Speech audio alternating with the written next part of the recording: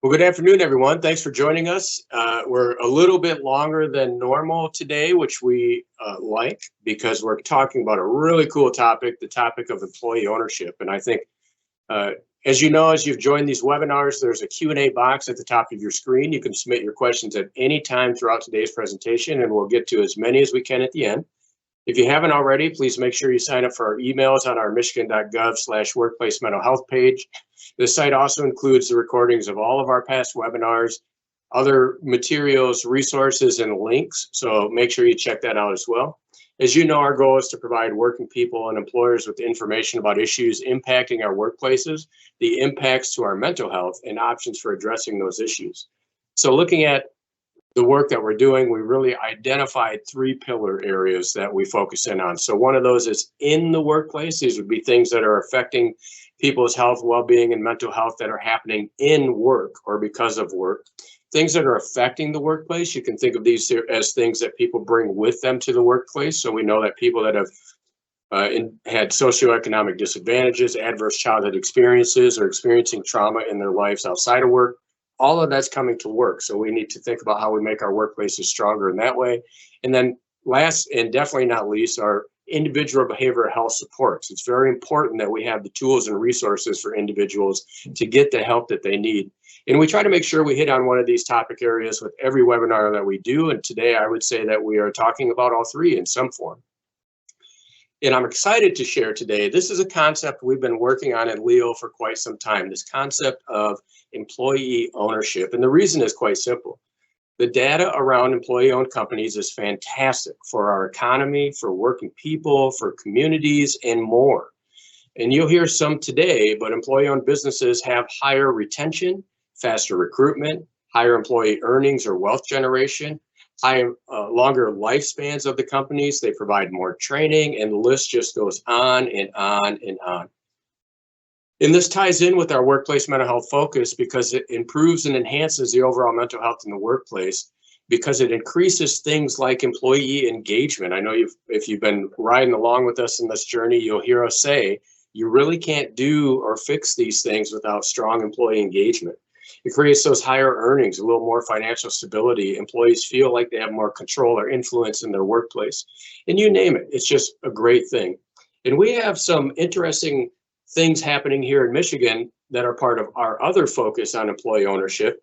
We work closely with the Michigan Center for Employee Ownership, and they put together a report called the Silver Tsunami, which kind of identified businesses across the state of Michigan that are owned by individuals that are 55 years of age or older. And if you check out this particular graphic here, you'll see that dark blue is a higher percentage, going all the way up to 77%. And in most of the counties across Michigan, a majority of businesses are owned by people that are closing in on retirement. In Michigan, similarly to those nationwide statistics you see there, in about the next 10 years, 75% or so of business owners are saying they would like to exit their business and consider retirement. At the same time, only about a third actually have any kind of plan in place for how they're going to either pass that business along to a family member or move it in a different direction. One of the things that's always interesting about small business is we sort of have these assumptions about it's going to go on to a family member. Well, realistically and statistically, only about 40% of businesses are going to be passed down to the next generation.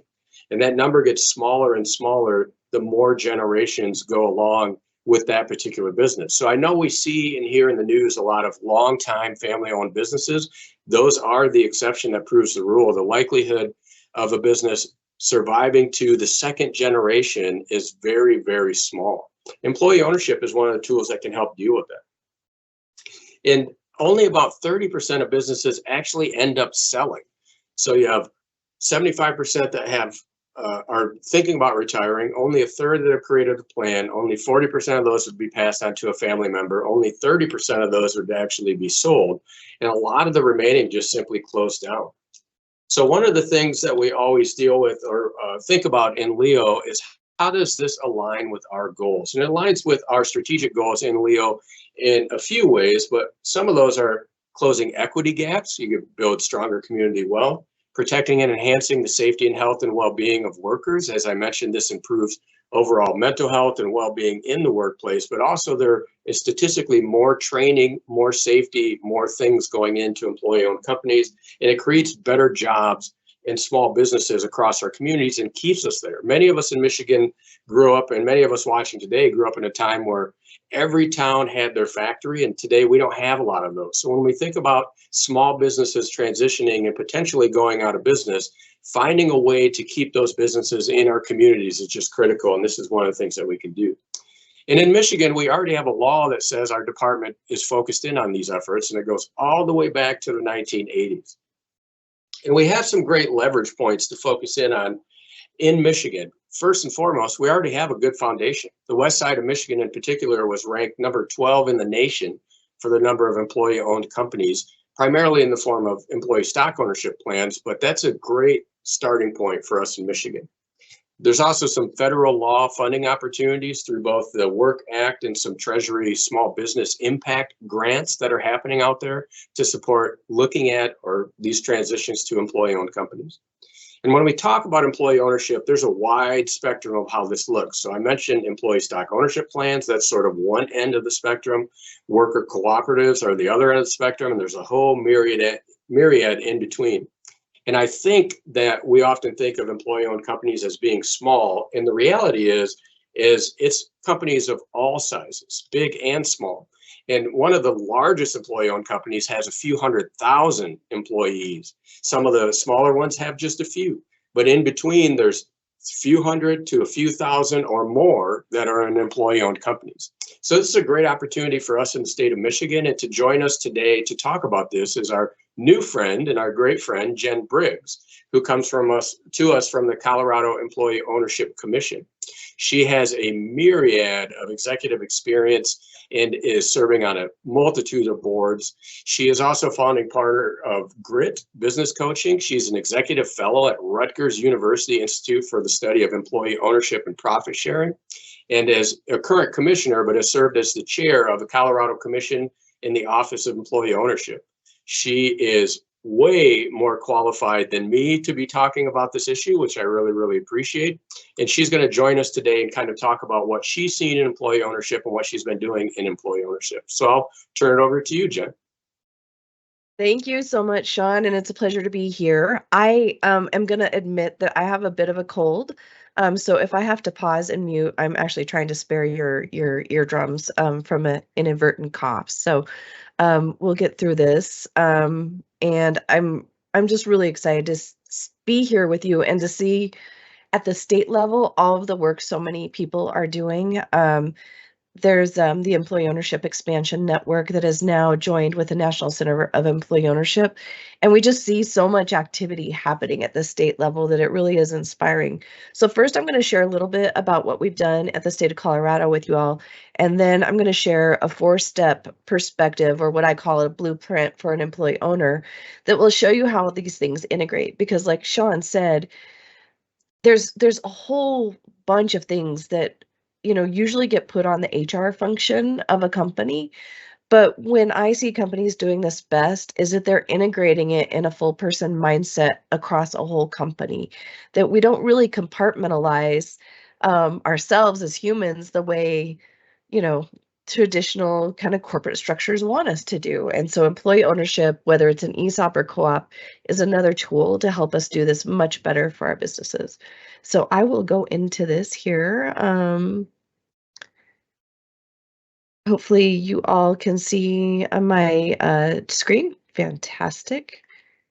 Let me readjust this. Okay. So you know who I am. We don't need to talk about that. These are some of the organizations I'm associated with. We won't go into that anymore, but if you haven't been introduced to, I'll share with you some of the stuff Colorado's doing, but the National Center for Employee Ownership is amazing. Of course, we have the ESOP Association that's really specific to ESOPs. The Beister Institute is at the University of California in San Diego, and of course, Rutgers. And one of the resources at Rutgers is called the Clio Library, and they provide a whole bunch of free resources for usually people in academic programs, but I've also found it helpful for businesses. And it's all free resources out there. So the wonderful thing about this employee ownership community that we all belong to, I've personally found it one of the most, I don't even want to call it collaborative. It's just, it's beyond that. It's people that are willing to share and help each other out in an amazing way. So I encourage you, if you want to learn more, to reach out to any of the organizations. DOWI, Democracy at Work Institute, is another one. So I'm going to talk specifically about Colorado for a little bit. Similar to what we discussed with Michigan, 76% of small businesses in Colorado are owned by baby movers. So that's about 50,000 businesses. And 6 out of 10 business owners plan to sell their business in the next decade. So we know there's going to be this major transition of business ownership. 15% get passed down to the next generation. So a similar pattern to what y'all see. And only 20% of businesses actually sell. So that means that there's a significant portion of businesses and the employees that rely on those businesses for job and economic support that might be gone. In Colorado, like Michigan, we also have a significant part of rural areas, and there's not always ready buyers in rural areas. So most businesses do report finding having a really hard time finding a buyer. So it's I was just super excited about this. But in 2019, Governor Polis established the Employee Ownership Commission and seeded the program with $1.5 million. So we've had this commission in place, and I think if you want to hear more about this, the Office of Economic Development in Colorado has a great YouTube channel, and you can hear more about Governor Polis's own story. But his backstory is he was an entrepreneur, and he had the good fortune of growing several very successful businesses, and he had some kind of shared ownership in place with some of these businesses. In his story, it's a lot more synthetic equity. So synthetic equity kind of sounds like phantom or other plans like that. But the thing is when you do this and you do sell a business, it's not just one person or a selling owner making money, it's many people. Part of my background is I worked at New Belgium Brewing from 2004 to 2017. So I was there for almost 13 years. And we went through multiple sales tranches on the path to 100% ESOP. We also had a Phantom plan. We also did broad-based gain sharing plan. But if you followed that story at all, that company sold to Lion Kirin, which is a global brewing company. But the thing about that sale is when that happened, a lot of people made money and created wealth in a way that you just don't typically see. And so some people are sad that it sold. I am sad that it sold, but I'm also happy that the turn of that sale helped create a lot of wealth. And so when we talk about these things, another thing that motivates a lot of us is there's a difference between labor income and capital income. So labor income is what we're all used to. We get paychecks. It's good because, it's usually pretty reliable and predictable. I know we could question that in some cases. But where wealth is created is in capital income. And that's when we own something, whether it's a home, whether it's a business, whether it's stocks. The stock market has been doing pretty well lately, and so that's a sign of success. But one of the problems with that is not that many people get to participate in that. Not that many people get to participate in owning a business and the wealth it creates. Not that many people get to participate in these things. So when we hear these things about the wealth gap, a lot of us who advocate for this know that certain forms of employee ownership can help close that wealth gap by providing capital income. And I think New Belgium Brewing is one of those success stories of where that really did happen.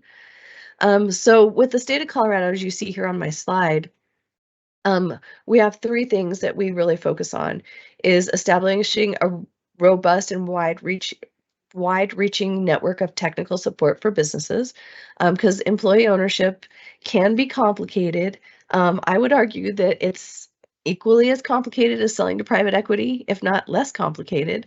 But I'm sure people would like to argue that point with me at some point. But we need resources and help. And if there was one lesson that I learned from New Belgium, I went into there actually from a larger public company, and I had managed executive stock options. And I'll tell you, an ESOP is very different than some other things. I got this plan document in my hands. I was like, what am I going to do with this? It's an amazing plan, but rely on your service providers. There is a really great network of people, from third-party administrators to lawyers to accountants, to all of the associations. Like Sean mentioned, we have state-based associations to help us. So talk to people who really understand this and let them help you. Go to an association meeting, go to your state meetings and meet other companies that have done this, because again, they're really willing to help. And so we want to create this network that could perpetuate that. And we wanted to educate, because a lot of people don't know or understand what employee ownership is. And like Michigan, Colorado ascribes to the broadest terminology of employee ownership, where we have, ESOPs, cooperatives, synthetic equity structures to broad-based gain sharing, and we call these alternative equity structures in our state. And then we wanted to identify the barriers.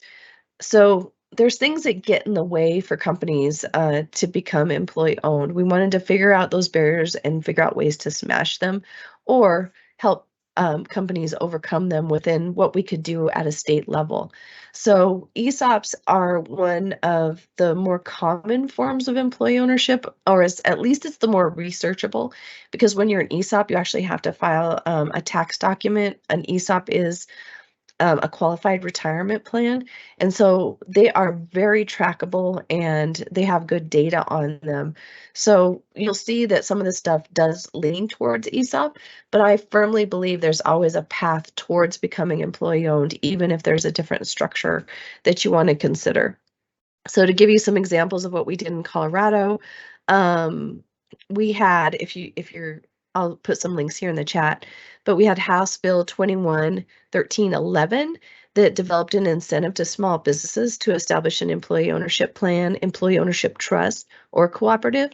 We expanded that in 2023, and so that's House Bill 23-1081, and that increased some of the caps for these thresholds for the incentive plan. And I'll put a link here in the chat in a minute for you if you're really curious about what we're doing. But it increased the cap from $25,000 in incentives for co-ops to $40,000, and it increased the cap for ESOPs from $100,000 to $150,000. There are costs associated with becoming employee owned, and what we were hoping to do as a commission with these incentives was to give people a little financial support to help overcome or defray some of these costs. But the other thing with the expansion that we did in 2023 was we added 8 additional eligible structures. And so these are the alternative equity structures to help with that. We added some M&A, and with all of these programs, there must be a 20% equity transfer to employees for it to be eligible for any of these programs. And then in 2024, we just passed this, I think it was in June. We wanted to create the Employee Ownership Office as a statutory office. Our Employee Ownership Office exists under the Office of Economic Development and International Trade. And we created a refundable income tax credit for those income tax years 2025 to 2029 for up to 50% of specified costs incurred by an employee-owned business not to exceed $50,000. So there's just a lot of really important work that has gone here. I'm going to pause for a minute and put some of these links in the chat. Oh, I can't send messages, but I'll put them at the end if anybody's interested in looking at them more. So also the state of Colorado, the Office of Employee Ownership does a lot of, let me advance my slide here, a lot of really great work. We offer no cost consulting. Like I mentioned, there's a service provider referral network, and that includes over 180 entries. We host peer network groups for employee-owned companies because that was something that we heard in the state that people really wanted to be able to talk to each other. We've partnered with the Exit Planning Institute for an ownership readiness survey that's been incredibly valuable from a data perspective for us. And we also had a grant early on that has sunset. But as I mentioned before, we have the Tax Credit Administration and Technical Assistance Scholarship programs. So I'm super proud of the work that we do.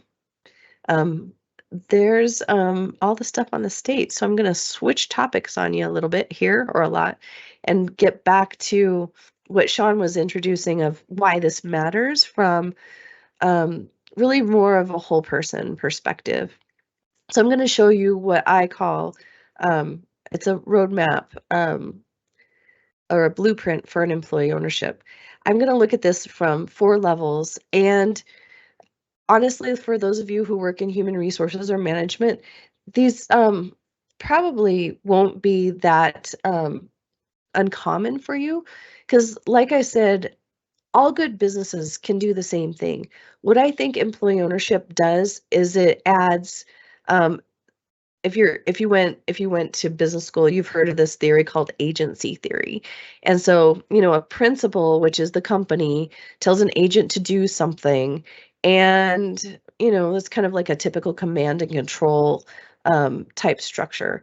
Well, in an ESOP or any other kind of company that has this employee ownership or some kind of shared governance structures, that agent and principal theory gets changed to where certainly we work for in a company and we're employees. We need some kind of organizational method to get stuff done, because after all, employee-owned companies are for-profit businesses. We work in the capitalistic system that we have in the country, so we want to make profit and we want to grow. But it's different when you have a typical manager-employee relationship, for when you have a manager-employee relationship and you also are working side by side with your fellow shareholder. There's a different perspective there. There's order and structure and rhythm to running a business. And then there's also this organizational citizenship mindset. And to me, that organizational citizenship mindset is what makes everything so powerful, because you're not just thinking of things as a manager or an employee, you're also thinking about what is in the best interest of the business. So as I go through these things, this blueprint is there to help prepare people to think at this highest level of organizational citizenship. So the first level that we're going to talk about right now is people to be capable and determined. This is probably the most foundational level, is we want people to be able to do the jobs and tasks well. We want people to be able to set goals and evolve the skill with the business. We want them to be continually leveling up in the business. So the role of a manager in this case isn't that different from what we want in any other kind of business where people can do their jobs well. But the difference here that I think is key is that in employee-owned companies, people can become self-leaders. And the fundamental premise here is that you can't really own a business unless you can own yourself. And by owning your own performance, you start taking control of that performance. And then the manager role changes a little bit to where the manager is truly enabling that performance. And that flips these ideas of kind of a top down to a side by side in a different way than what we typically see in businesses. And so that puts power in employees' hands. So how this looks like in a typical one-on-one, which almost every company has, you'll do weekly check-ins or bi-weekly check-ins. In these cases where employees are fully enabled as self-leaders, they control the one-on-one. They're asking for what they need to be the most effective, highest performing person in their job. And so that is really important. And to be able to tell your manager, like, I need X, Y, Z. I need moral support. I need more training. I need these kinds of things. It's a whole different kinds of conversation that you're having with your manager, which back to mental health in the workplace.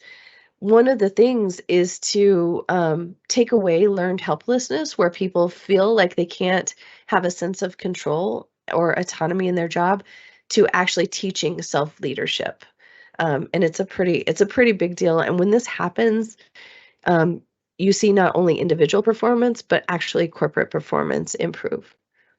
The next level here is social emotional intelligence. I'm sure you've all heard about this before, but in employee-owned companies, again, because we're not just seeing people in a typical manager-employee relationship, we're seeing people work side by side and shoulder to shoulder more often to solve problems.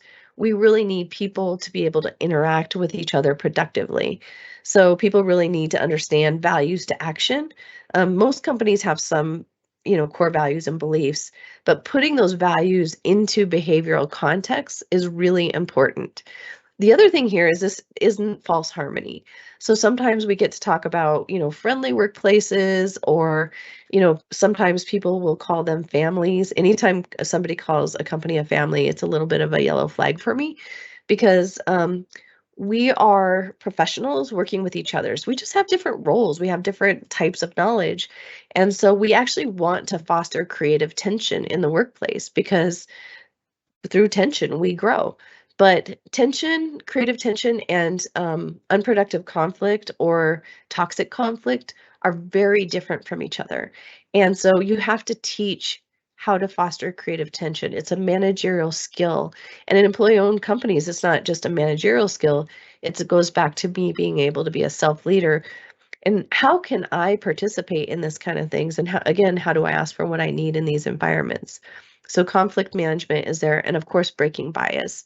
If you have any kind of bias in a workplace, people need to be able to identify it and call it out and deal with it. Because again, you can't have creative tension if you have this kind of negative or toxic tension in the workplace.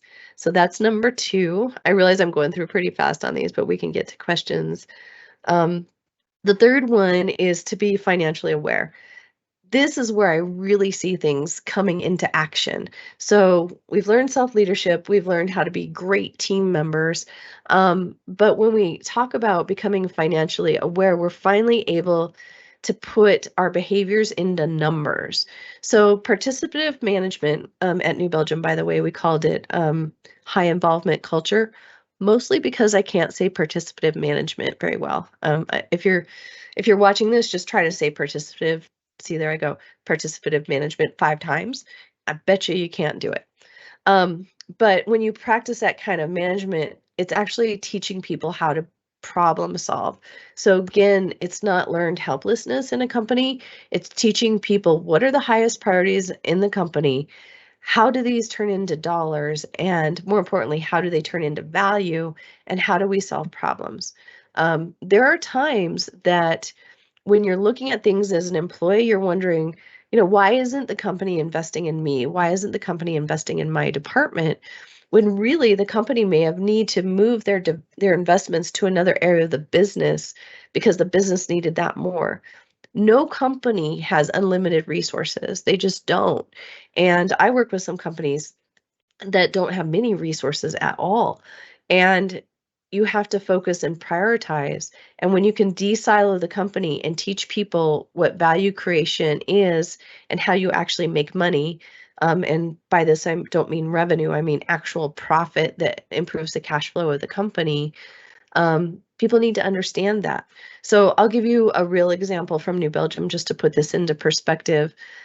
We had this really great opportunity to sell beer on Southwest Airlines. But I don't know if y'all realize this, but when you work with large organizations like that, you don't actually make that much profit from them.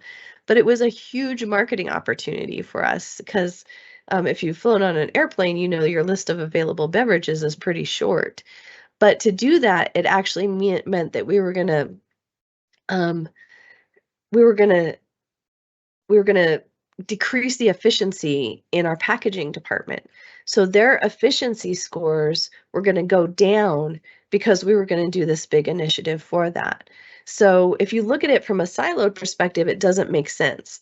It can look really frustrating. If you're working on a packaging line, you're doing all this really hard work, and the company is actually choosing to decrease your efficiency, but in the big picture and in the mid to long term range, you're actually improving the value of the company because you got this amazing client.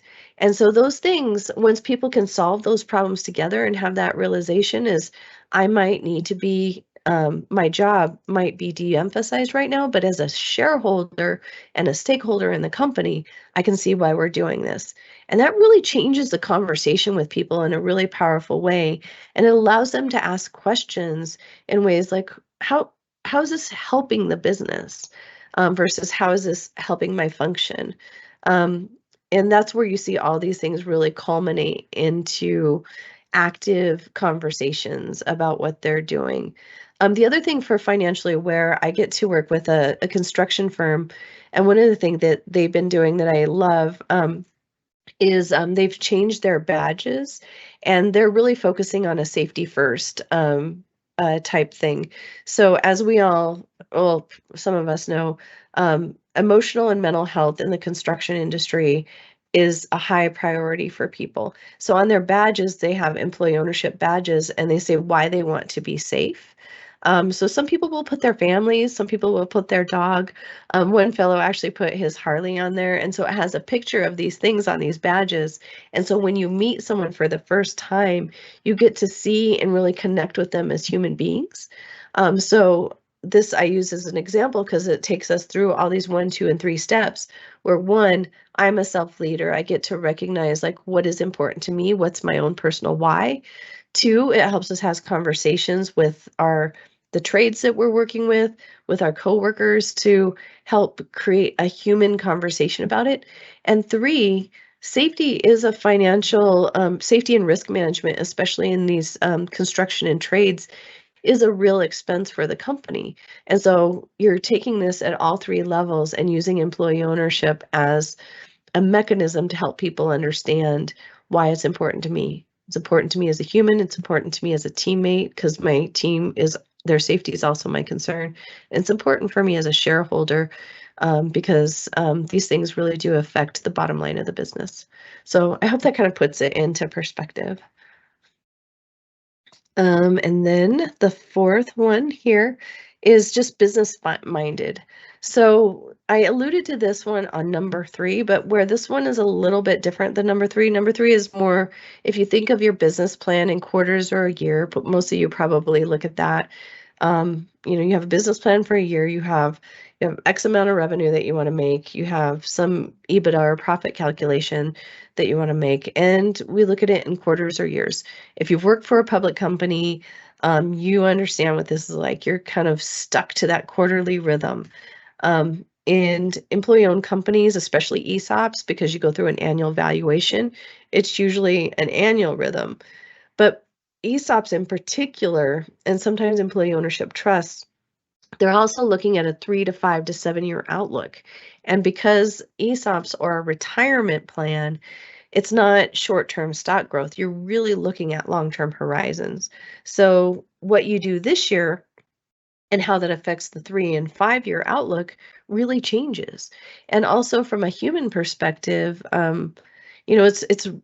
it's really hard to get like I always use 27-year-olds, I don't know why, but if you're 27, it's hard to think of your future self at 65, and how a retirement plan is really, really important to not just you, but to your families and people that you care about, to be able to have some kind of retirement wealth saved for you.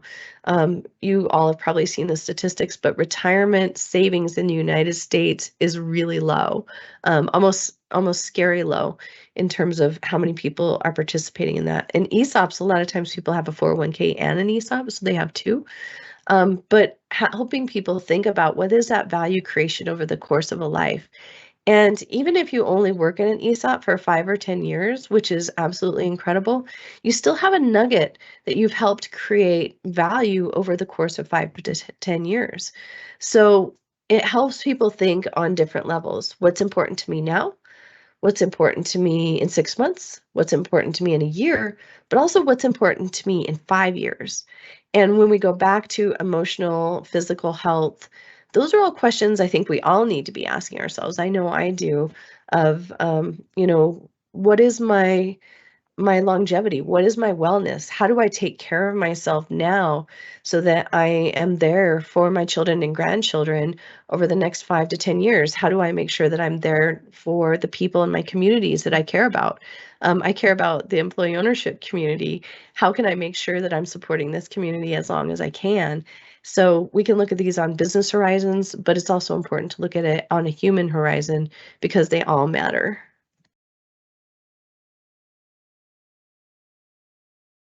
So what this isn't. So one of the things that when we talk to people, in particular with Grit Business Coaching, one of the reasons sometimes people push back on open book leadership or participative management is they don't want to have a lot of meetings. And they're like, oh my gosh, more meetings. I always challenge that. And I think it's because maybe your meetings aren't the right kinds of meetings. So these first two, overly collaborative and lots of meetings, kind of are connected. So when you're actually looking at open book leadership or participative management, decisions are actually distributed. So theoretically, you're having at least the same or even maybe fewer meetings, because it's not decisions always being made by the group. It's figuring out where decisions can best be made. So, for example, if you work in a warehouse and you have a bunch of forklifts, should the top level of management be making the decisions on what kinds of forklifts they should have? Probably not, because I bet you those folks aren't going to sit in a forklift and do, inventory management and the picking and shipping that need to be done. So maybe there will be parameters of budgetary spending, and there's going to be some kind of accountability and oversight. But at the end of the day, who's really making those decisions?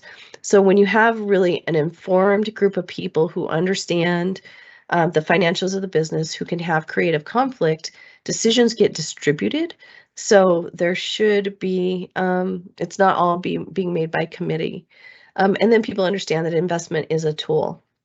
Lots of meetings, going back to this, when people are pre-informed before they go into meetings, the meetings are actually discussion.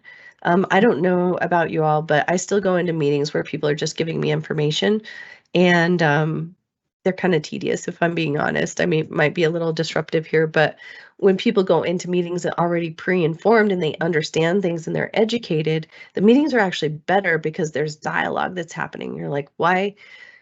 We have these three choices that some group of people has come up and said, let's use the forklift example. We've determined that these three models are going to be the best for the business. Now we need to pick one. The discussion becomes really about what is the best thing for the business again. And in high trust organizations, they're great because people can actually have conflict that is the right kind of conflict. So these meetings, again, are just more productive. The other thing that is not is excluding analytics. So in an open book managed company, you rely a lot on analysis and teach people how to read those things. So it's not this mysterious, AI data thing that is only held by management. Information cascades through the entire organization. So it's a very empowering thing. If you're a Peter Drucker geek, which I am, he separates out this knowledge worker concept. In this case, shareholders or employee owners, they're all knowledge workers, even if their job may be specifically in a trade. Again, this idea of we have work to do, and then we're also employee owners. Employee owners are all knowledge workers. And then subrogation to experts or specialists. Specialists are great. I have my own specialties that I have, but I only know what I know. I don't know perspectives. I don't know what other people are thinking. When it comes down to customers, when you have the voice of the worker and the voice of the customer coming together, that's incredibly powerful. I need to know what other people are seeing. So just because you know something and you're really good at a specific skill set, it doesn't mean that you know and understand everything that's going on around you. So it's really important to have all these things working together. So I've run through that pretty quickly and talked fast and didn't have to mute myself once. So I don't know if there's any questions. Sure, Out there. absolutely. Yeah. Wonderful information, Jen. I really like it. I love the concept from start to finish and kind of how that impacts employees overall, as well as the health of the company. I think one of the questions is understanding the transition to employee ownership. So if I'm an existing business and I'm one of those folks that wants to sell or retire or do whatever I do, is transitioning to employee ownership in essence just giving the business away? How does an owner do that? Oh, I love that question. I can't I can't tell you how many times I'd actually hear when it came back to New Belgium Brewing, I'd hear people say that Kim Jordan gave the company away. She sold the company, and so her and we had some other shareholders in the company as well too. But there is a transactions. We were specifically an ESOP. Cooperatives are a little bit different, but there is a seller and a buyer. And in ESOPs in particular, you're actually selling to an employee-owned. It's a qualified retirement trust that's going to hold the assets for the benefits of the ESOP participants. There's different structures with employee ownership trusts, and there's different structures with cooperatives, but there's always a buyer and a seller, and there is a transaction. So in this transaction, and they can take, a year or more to do these transactions, but there's a fair market value that's established. And so once that fair market value is established, there's a payment made to the sellers, and there's usually some kind of debt that's taken on by the company to make this transaction happen.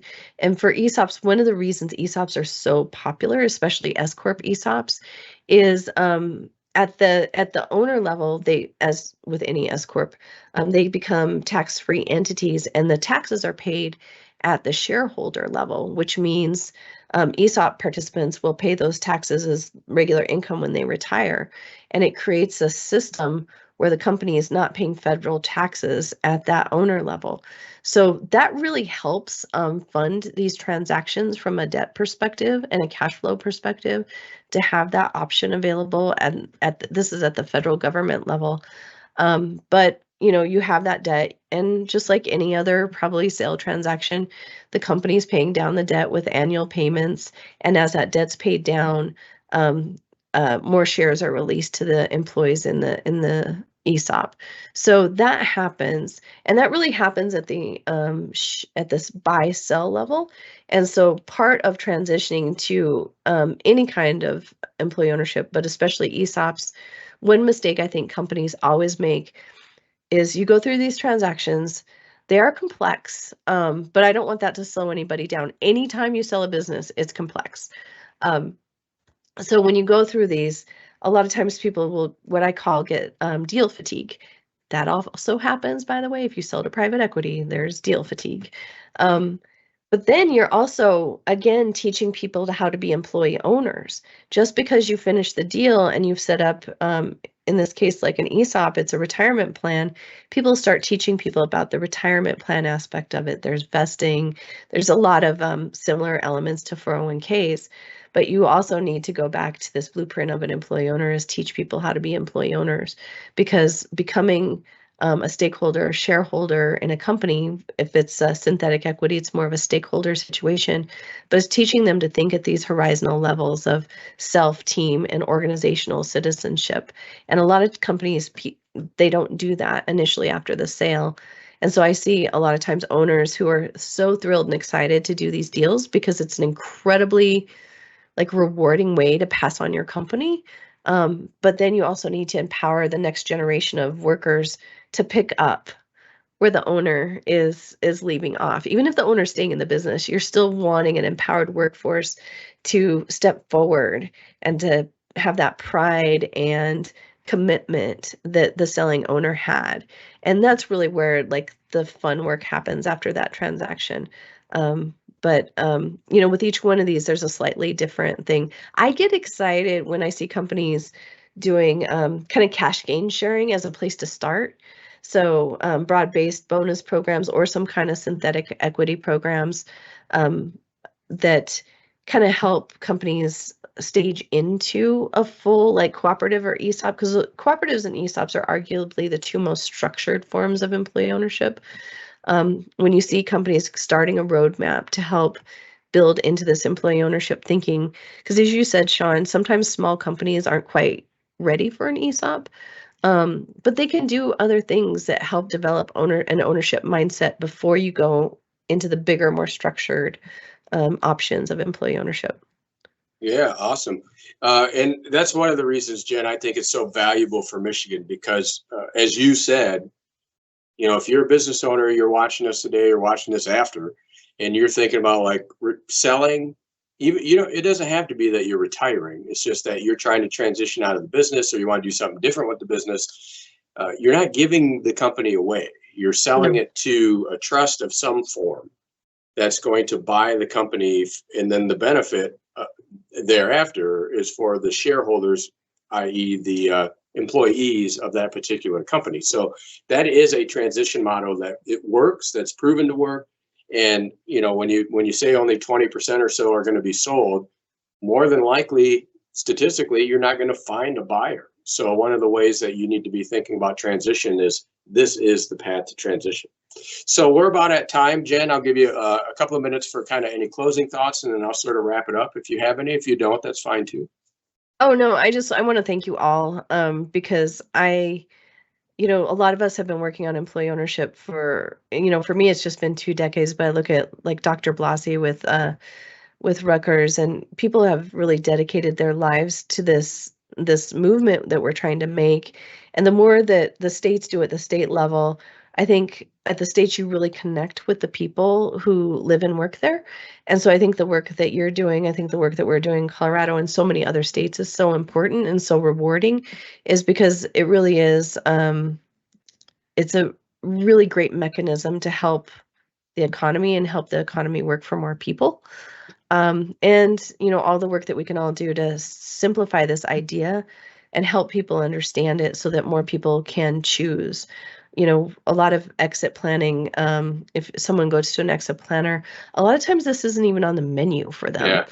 Or, you know, they Google something and they hear like like I said, it's complicated. That's why I'm always careful. Anytime you sell a business, it's complicated, no matter to whom you're doing it. So get in touch with qualified people.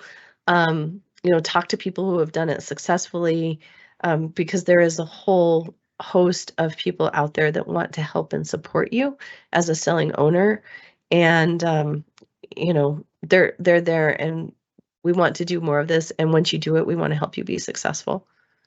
Awesome. Thank you so much. The other thing I love about employee ownership is that this is truly a bipartisan issue. It is. It's the chambers are on board, the Democrats are on board, like everybody's on board with this concept because it's good for business, it's good for our communities, it's good for our economy. So Jen, I can't thank you enough for joining us today. You bring such a wealth of expertise to this issue. We're going to keep on trucking here in Michigan around the concepts of employee ownership as well as workplace mental health. We might try to grab you again in the future for a standalone where we just get on this topic and maybe get deeper into some of the weeds, but just thank you so much for your time and attention. And for all of you that joined us today, I hope you enjoyed the presentation, and you can find this on our website at michigan.gov/workplace mental health. And we will see you for our next regularly scheduled webinar. Thank you so much.